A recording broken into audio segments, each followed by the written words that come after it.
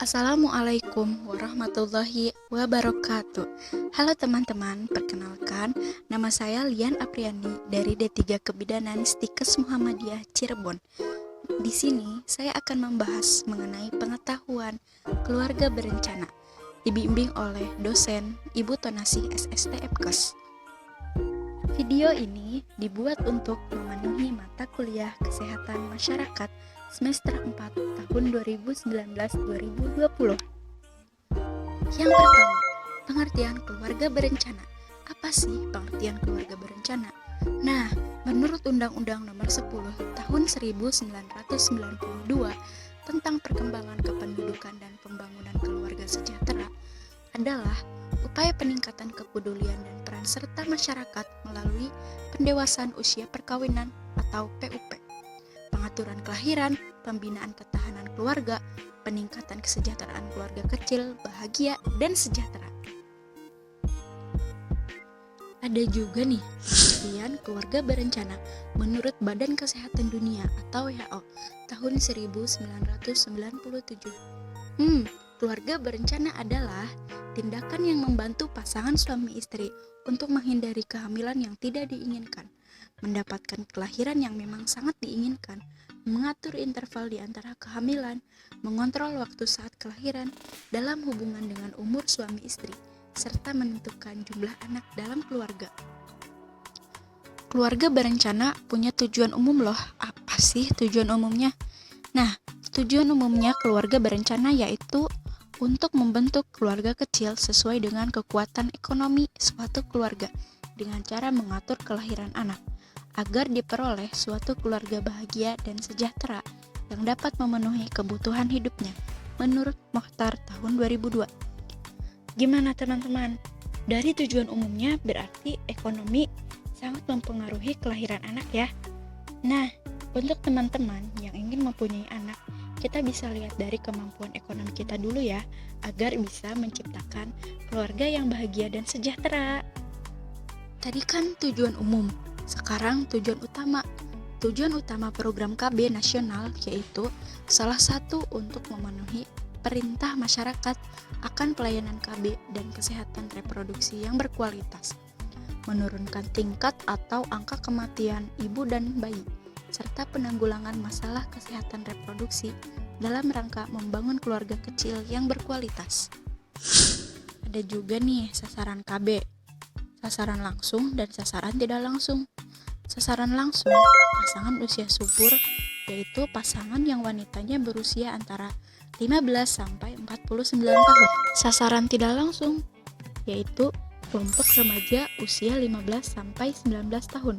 Remaja ini memang bukan merupakan target untuk menggunakan alat kontrasepsi secara langsung, tetapi merupakan kelompok yang beresiko untuk melakukan hubungan seksual akibat telah berfungsinya alat-alat reproduksinya. Selanjutnya, organisasi-organisasi lembaga kemasyarakatan, instansi-instansi pemerintah maupun swasta, tokoh-tokoh masyarakat, serta sasaran wilayah dengan laju pertumbuhan penduduk yang tinggi menurut Prawiharjo 2005. Selanjutnya yaitu metode-metode kontrasepsi. Apa sih kontrasepsi? Nah, kontrasepsi yaitu merupakan teknik untuk menjarakkan kehamilan atau membatasi kehamilan. Keberhasilan dalam pemakaian kontrasepsi merupakan salah satu bukti keberhasilan program keluarga berencana KB nasional. Pemberi pelayanan KB yaitu di rumah sakit, puskesmas, dokter praktek swasta, bidan desa, bidan praktek swasta. Ada manfaat dari keluarga berencana. Salah satunya yaitu manfaat untuk ibu. Yang pertama, mencegah kehamilan yang tidak diinginkan. Kedua, mencegah kesehatan ibu. Ketiga, merencanakan kehamilan lebih terprogram. Ada juga manfaat keluarga berencana bagi buah hati kita atau anak kita. Yang pertama yaitu mengurangi resiko kematian bayi. Yang kedua, meningkatkan kesehatan bayi. Yang ketiga, mencegah bayi kekurangan gizi. Yang keempat, tumbuh kembang bayi lebih terjamin. Yang kelima, kebutuhan ASI eksklusif selama 6 bulan relatif dapat terpenuhi. Ya, jelas, jika selama ASI eksklusif kita tidak hamil, maka ASI tidak akan terhambat, akan lancar. Yang keenam, mendapatkan kualitas kasih sayang yang lebih maksimal. Nah, jangan lewatkan juga nih, keluarga berencana juga ada manfaatnya untuk keluarga. Ya jelas ya ada manfaatnya untuk keluarga. Apa sih manfaatnya? Nih, yang pertama, meningkatkan kesejahteraan keluarga. Yang kedua, harmonisasi keluarga lebih terjaga. Yang ketiga, meningkatkan kebahagiaan keluarga. Metode-metode kontrasepsi yang saya akan jelaskan kepada teman-teman nggak hanya melulu tentang kondom. Pasti kalian hanya taunya kondom doang kan, metode kontrasepsi. Nah, di sini saya akan membahas mengenai metode-metode kontrasepsi yang saya ketahui. Simak terus ya pemaparan materi berikutnya. Materi berikutnya yaitu metode-metode kontrasepsi. Metode untuk menunda kehamilan dibagi dalam 3 metode kontrasepsi. Metode yang pertama yaitu metode sederhana. Metode sederhana itu ada 2, tanpa alat dan dengan alat. Nah, yang tanpa alat itu metode KB alami. Yang pertama, metode kalender. Metode ini bergantung dengan perhitungan hari untuk memperhitungkan terjadinya fase subur.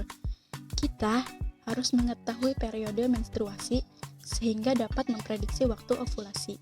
Tetapi, cara ini tidak efektif untuk wanita dengan siklus menstruasi tidak teratur. Yang kedua, metode ovulasi. Metode ini mengharuskan untuk mengecek pola lendir serviks selama siklus menstruasi. Yang ketiga, metode suhu basal tubuh. Suhu tubuh basal terendah yang dicapai oleh tubuh pada waktu istirahat atau tidur. Suhu tubuh basal dapat diketahui dengan melakukan pengukuran suhu tubuh pada pagi hari sebelum melakukan aktivitas. Yang keempat, metode gejala suhu. Suhu tubuh wanita akan turun ketika indung telur dilepaskan dari ovarium. Maka, berdasarkan hal tersebut, seorang wanita bisa memperhitungkan kapan sebaiknya melakukan hubungan suami istri jika menginginkan untuk tidak hamil. Yang kelima, metode amenorrhea laktasi atau MAL, metode kontrasepsi sementara yang mengendalikan pemberian air susu ibu atau ASI secara eksklusif. Nah, metode amenorrhea laktasi ini bisa dilakukan pada saat ibu telah bersalin. Yang keenam, senggama terputus, yaitu senggama seperti biasa. Pada puncak senggama, kemaluan pria dikeluarkan dari vagina sehingga sperma keluar dari vagina. Yang ketujuh, pantang berkala, yaitu tidak melakukan senggama pada masa subur seorang wanita, yaitu sekitar waktu terjadi ovulasi. Metode sederhana dengan alat, mekanisme hormonal. Yang pertama yaitu kondom. Kondom itu ada kondom laki-laki dan kondom perempuan, terbuat dari lateks atau karet, plastik, vinil atau bahan alami hewan. Kondom berfungsi mencegah sperma masuk ke dalam rahim. Nah, kondom itu bermacam-macam. Ada yang beraroma pisang, stroberi, serta ada yang bergerigi. Untuk apa sih? Nah, untuk melindungi serta mencegah pasangan dari resiko penyakit infeksi menular seksual yang memiliki rasa itu untuk menambah kualitas oral seks. Lebih nyaman yang tebal atau yang tipis? Yang lebih nyaman yaitu yang tipis karena seperti tidak memakai kondom sehingga memberi kepuasan dalam berhubungan suami istri. Yang kedua, diafragma yang terbuat dari karet berbentuk mangkok untuk menutup serviks. Kontrasepsi ini kontrasepsi barrier yang mengurangi kenikmatan berhubungan seksual karena terjadi skin to skin kontak antara penis dan vagina. Yang ketiga, cup cervix. Cup karet yang lembut berbentuk bulat cembung. Cup cervix ini menutup serviks dan akan menahan sperma masuk ke dalam liang vagina.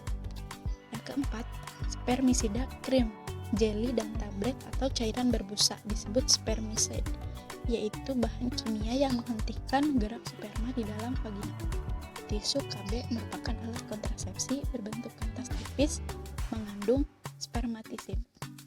Untuk metode sederhana ini memerlukan ketelitian dan keterampilan bagi penggunanya. 2. Metode kontrasepsi modern hormonal. 1. Pil KB. Pil KB kombinasi yaitu suatu cara kontrasepsi wanita berbentuk pil di dalam strip yang berisi hormon estrogen dan progesteron. Yang kedua, kontrasepsi pasca koitus darurat, sediaan yang mengandung dietilstilbestrol atau DES atau estrogen dosis tinggi, dapat mencegah kehamilan jika diberikan segera setelah koitus yang tidak dilindungi. Yang ketiga, kontrasepsi suntikan hormon. Kontrasepsi dengan jalan penyuntikan sebagai usaha pencegahan kehamilan berisi hormon progesteron dan estrogen pada wanita usia subur. KB suntik itu ada dua macam, ada KB suntik 1 bulan sekali dan 3 bulan sekali. Nah, ada KB yang tidak boleh diberikan kepada ibu menyusui. Apa sih? Nah, KB suntik 1 bulan. Nah, karena KB suntik 1 bulan itu mengandung kombinasi hormon progesteron dan estrogen sehingga menghambat produksi ASI. Yang keempat, implan subdermal. Susuk KB atau implan adalah obat kontrasepsi yang berbentuk seperti tabung kecil sebesar korek. Di dalamnya terkandung hormon progesteron yang akan dikeluarkan sedikit demi sedikit. Yang kelima, alat kontrasepsi dalam rahim atau AKDR, suatu alat mencegah kehamilan yang efektif, aman, reversibel, yang terbuat dari plastik atau logam kecil yang dimasukkan dalam uterus melalui kanalis cervicalis.